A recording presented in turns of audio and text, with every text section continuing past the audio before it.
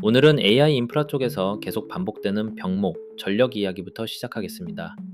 칩이 부족하다는 말은 이제 너무 익숙한데 실제 프로젝트 현장에서 더 자주 터지는 문제는 칩을 꽂을 수는 있는데 전력을 언제 받느냐입니다. 전력 확정이 늦어지면 그 다음 단계인 공사 일정, 장비 발주, 테넌트 계약, 금융 구조화까지 줄줄이 밀립니다. 그래서 AI 인프라 시장을 볼 때는 GPU나 서버 회사만 보면 반쪽이고 전력과 부지 그리고 인허가 리드 타임을 같이 봐야 합니다. 이 흐름을 공식 보고서에서도 확인할 수 있는데요. 국제에너지기구 IEA는 데이터 센터 전력 소비가 2030년까지 크게 증가할 수 있다고 보고 있고, 특히 AI가 이 증가의 핵심 동력이라고 정리합니다. 전력 인프라가 데이터 센터 확장에 제약이 될 수 있다는 메시지도 같이 나옵니다. 데이터 센터 경쟁은 결국 누가 먼저 전력을 확정하고 누가 먼저 사이트를 준비해서 누가 먼저 고객을 받느냐의 경쟁이라는 겁니다. 이 배경 위에서 오늘 다룰 종목은 New Era Energy and Digital, 티커 NUAI입니다. 편하게 누아이라고 부를게요. 누아이는 원래 헬륨과 천연가스를 기반으로 한 회사였습니다. 그리고 2025년 8월 중순부터 회사는 사명을 New Era Energy and Digital로 바꾸고 나스닥 티커도 NUAI로 변경하면서 에너지와 디지털 인프라를 결합한 플랫폼으로 전략을 확장하겠다고 발표합니다. 여기서 중요한 포인트는 두 가지입니다. 하나는 기존 자산, 즉 천연가스와 헬륨 관련 토지 자산을 그대로 가져가면서 선택지를 유지한다는 점이고, 다른 하나는 동시에 AI 데이터 센터 인프라 개발에 집중하겠다는 방향을 공식화했다는 점입니다. 그럼 누아이는 지금 어떤 회사일까요? 누아이는 데이터 센터가 필요로 하는 부지, 전력, 유틸리티 연결, 개발 실행을 패키지로 제공해서 하이퍼스케일 고객이 데이터 센터를 도입하는 시간을 단축시키려는 개발형 디지털 인프라 기업입니다.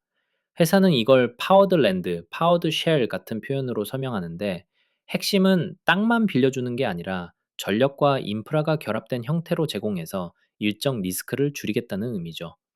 여기서 많은 분들이 헷갈리는 지점이 있습니다. 그럼 누아이가 클라우드 회사냐, 데이터 센터 운영사냐라는 질문이 나오거든요. 결론부터 말하면 누아이는 아마존이나 구글처럼 서버를 직접 돌려서 클라우드 매출을 만드는 회사가 아닙니다. 반대로 단순 부동산 임대업처럼 땅만 빌려주고 끝내는 구조도 아니고요. 누아이는 개발 단계에서 가장 시간이 오래 걸리는 요소들을 앞단에서 정리해 놓고 고객이 들어오는 속도를 높여서 계약을 만들겠다는 모델에 가깝습니다. 쉽게 말하면 입지 확보, 전력 전략, 인허가와 유틸리티 경로, 초기 공정을 먼저 만들어 놓고 테넌트가 내부 장비와 운영을 빠르게 얹을 수 있게 하겠다는 접근입니다. 데이터 센터 개발을 아주 현실적으로 쪼개보면 대략 이런 순서로 움직입니다. 우선 위치와 부지를 잡고 그 다음에 전력이 언제 들어오는지 확정하고 물과 하수 같은 유틸리티 경로를 확보하고 인허가를 밟고 공사를 시작합니다. 그런데 여기서 가장 오래 걸리는 게 전력 확정과 인허가입니다. 미국은 특히 그리드 연결이 늦어질 수 있고 대규모 부하는 인터커넥션 절차가 길어질 수 있습니다. 그래서 누아이가 말하는 핵심은 그리드만 기다리지 않고 그리드 전력과 비하인드 더 미터 발전을 조합해서 전력 확정 시점을 당기겠다입니다. 여기서 비하인드 더 미터 처음 들어보신 분들도 많을 거예요.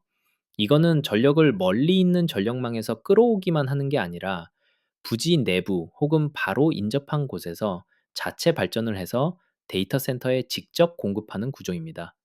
이렇게 하면 그리드 연결이 완벽히 끝나기 전에도 초기 가동의 가능성을 열어둘 수 있습니다. 물론 이 방식은 장점만 있는 게 아니라 연료 조달, 허가, 환경 규제, 운영 안정성 같은 변수도 같이 따라옵니다. 그래서 투자자 입장에서는 비하인드 더 미터를 한다는 말보다 어떤 파트너와 어떤 용량으로, 어떤 일정으로, 어떤 허가 체계로가 구체화되어 있는지를 봐야 합니다. 여기서 잠깐 정리하고 갈게요.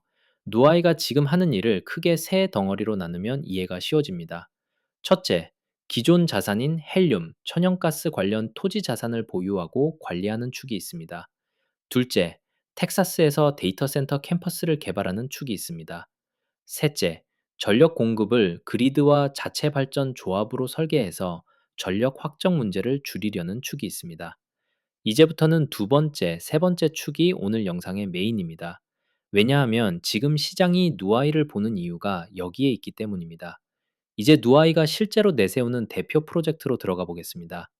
누아이가 핵심으로 제시하는 프로젝트는 텍사스 크리티컬 데이터 센터즈, 줄여서 TCDC입니다.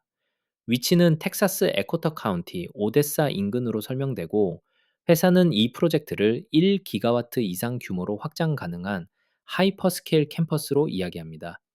그리고 여기서 누아이가 가지는 가장 큰 해자, 많은 분들이 관심 가지는 포인트가 바로 부지입니다. 데이터 센터는 건물만 크게 지으면 끝나는 산업이 아닙니다. 견전 설비, 전력 인프라, 냉각, 보안 구역, 물류 동선, 향후 증설을 위한 모듈 배치까지 같이 들어갑니다. 그래서 하이퍼스케일 고객은 단순 면접보다도 연속된 큰 부지에서 단계적으로 확장할 수 있느냐를 굉장히 중요하게 봅니다.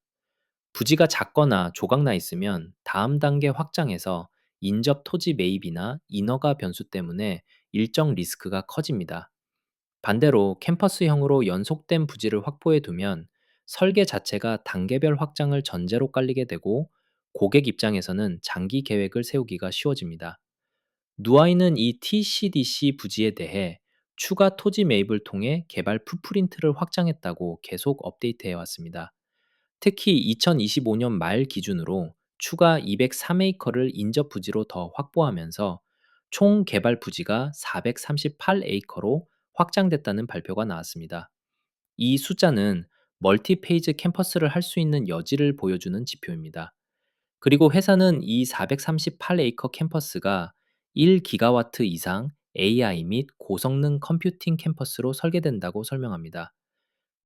여기서부터가 진짜 핵심입니다. 누아이는 전력 병목을 해결하기 위해서 그리드 전력만 바라보지 않고 자체 발전까지 포함한 조합을 계속 이야기합니다. 그런데 이게 그냥 구호로 끝나면 의미가 없고, 실제로 어떤 형태로 진행되는지가 중요합니다. 회사가 언급하는 흐름은 대략 이렇습니다. 초기에는 비하인드 더 미터 발전 같은 방식으로 일부 용량을 먼저 확보하고, 그 다음에 그리드 연계를 단계적으로 붙여서 규모를 키우겠다는 방향입니다. 이 모델의 좋은 점은 초기 가동을 앞당길 수 있는 선택지가 생긴다는 겁니다. 그리고 초기 가동이 가능해지면 테넌트 입장에서는 계약을 더 적극적으로 검토할 수 있고, 금융 쪽에서도 프로젝트를 구조화하기가 쉬워질 수 있습니다. 반대로 조심해야 할 점도 있습니다. 발전 설비는 건설과 운영이 필요하고, 인허가와 환경 규제, 연료 조달, 운영 안정성까지 같이 보게 됩니다. 그래서 투자자 관점에서는 이 전력 계획이 실제 계약과 공정으로 얼마나 앞으로 나갔나가 중요합니다. 비하인드 더 미터의 목적은 한 가지예요. 전력 확정 시점을 앞당겨서 고객을 빨리 받는 것입니다.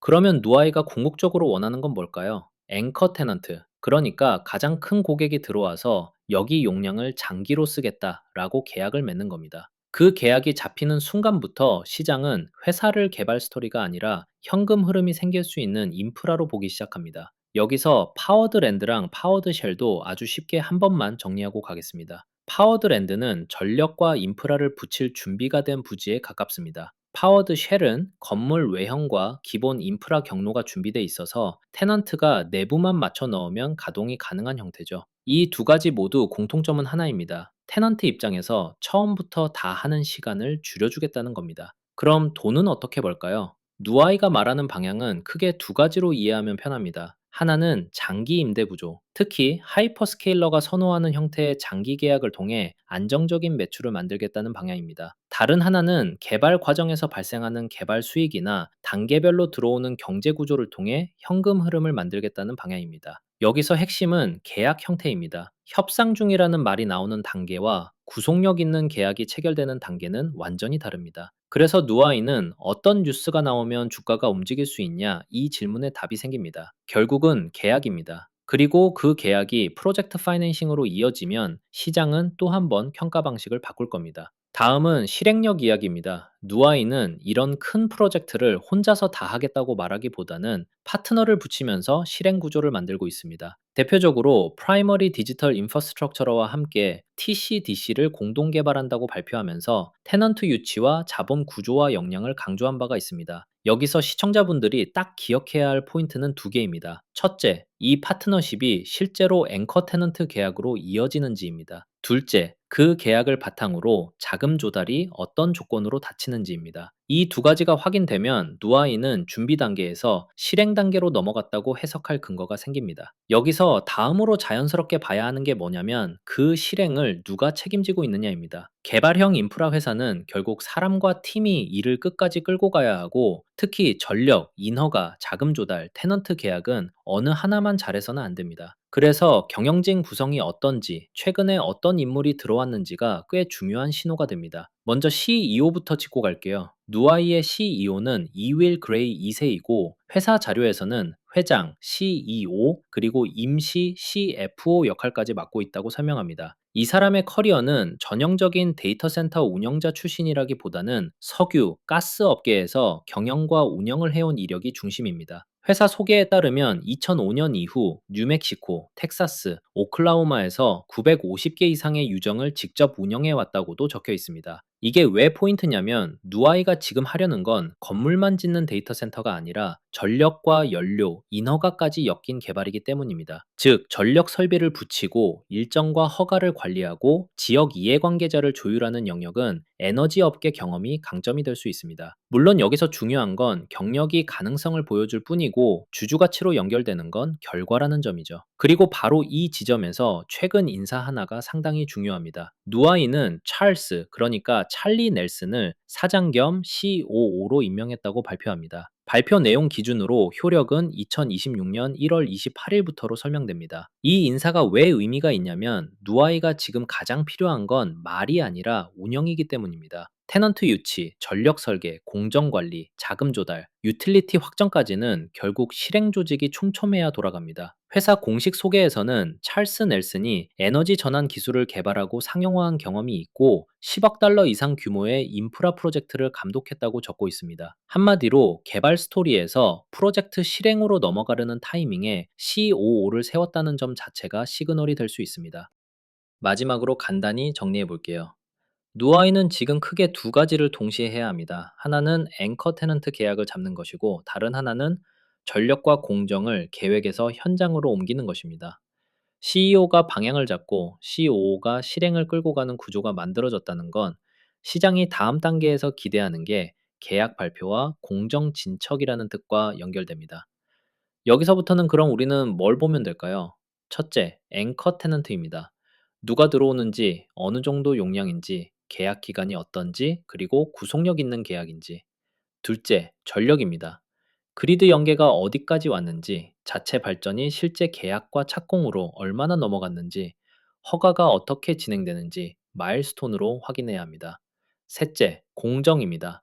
부지 정리, 설계, 인터커넥션 스터디 같은 준비가 착공으로 넘어가는지, 일정이 업데이트되는지. 넷째, 자금 조달입니다. 프로젝트 파이낸싱이 어떤 조건으로 붙는지, 그리고 그 과정에서 주주 가치에 영향이 있는지. 개발형 소형주는 자금 조달이 곧 변동성의 원인이 되기도 하니까요. 리스크도 너무 길게는 안 하겠습니다. 첫째, 실행 리스크입니다. 인허가와 공정은 항상 변수가 생깁니다. 둘째, 전력 리스크입니다. 자체 발전은 빠를 수 있지만 운영과 규제 변수가 같이 옵니다. 셋째, 자본 리스크입니다. 개발주는 자금 조달 방식에 따라 희석과 수급 이슈가 커질 수 있습니다. 이 세 가지는 항상 같이 두고 보셔야 합니다. 자, 이제 마무리하겠습니다. 저는 누아이가 가지는 부지와 전력망이 주는 혜자는 앞으로 더 커질 거라고 생각합니다. 지난주처럼 시장이 흔들릴 때도 저는 오히려 이 종목을 계속 모아간 종목 중 하나였고요.